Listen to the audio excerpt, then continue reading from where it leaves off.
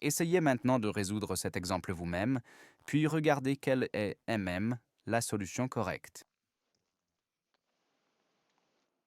Je m'y prendrai de cette façon, en regardant d'abord ce que j'ai au numérateur de cette autre expression, n'est-ce pas? Le cosinus de 4x et le cosinus carré de x. Et il me vient à l'esprit que je pourrais mettre en évidence le cosinus carré de x. Ah non, si je regarde cela comme ça, si je regarde toute cette expression.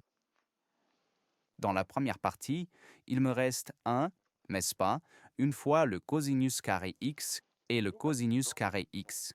Dans cette deuxième partie, il me reste le cosinus carré x divisé par le sinus carré x, n'est-ce pas?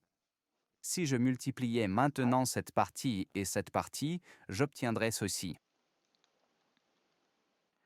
Le prochain pas est de mettre les deux termes de cette parenthèse sur un dénominateur commun. Faisons cela.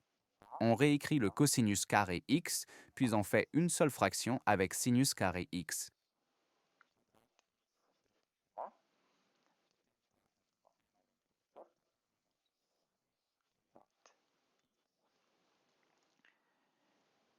Et si c'est comme ça ici, n'est-ce pas, si nous imaginons que c'est 1 et 1.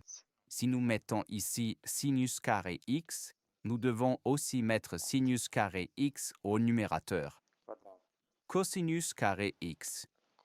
Comme ça, cosinus carré x, nous l'avons déjà d'avant. Eh bien, maintenant, dans ce cas, cette règle s'applique, n'est-ce pas? Cosinus au carré de x plus cosinus au carré de x est égal à 1. Écrivons cela, comme ceci. Sinus au carré de x plus cosinus au carré x égale 1. Et cela peut maintenant être remplacé par 1. Bon, faisons cela. Donc, nous avons le cosinus au carré de x, puis nous avons, non, ici au milieu, fois 1 divisé par sinus au carré de x, et cela peut être écrit sous une seule fraction, n'est-ce pas? Cosinus au carré de x divisé par sinus au carré de x.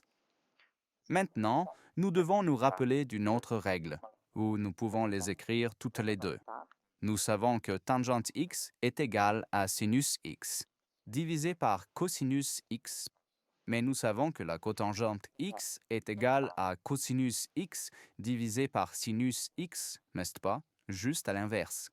Eh bien, cela signifie que le cosinus au carré x divisé par sinus x, que nous allons examiner cette règle, n'est-ce pas?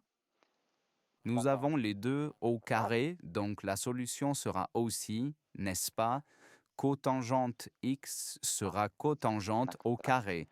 On pourrait aussi écrire cotangente au carré x, n'est-ce pas? Quand écrit-on ainsi cotangente c au t et quand c est tangente? Cela dépend entièrement du livre ou du professeur, n'est-ce pas? Donc les deux sont corrects. Cotangente au carré x est la solution.